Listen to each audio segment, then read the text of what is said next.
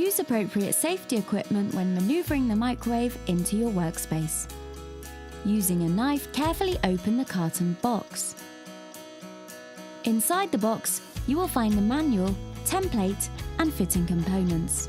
Take a moment to read through the manual to make sure you fully understand the installation process. For the next step, you will need the drilling template. Take the drilling template to one side and cut off the edges as required. Place the drilling template inside the niche on the appropriate side, and using a point, mark out the screwing points. For the next step, you will need the 2 spacers and 2 hooks provided.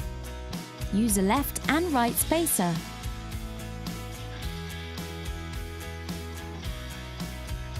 Fix the 2 spacers and 2 hooks into place, one on the left-hand side and one on the right.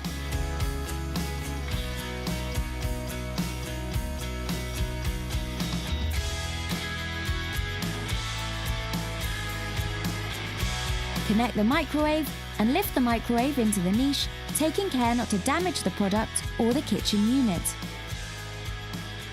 You will need to lift the front of the microwave slightly to fully fix into the niche. Make sure the microwave is securely fastened. Your installation is now complete and ready for your customer.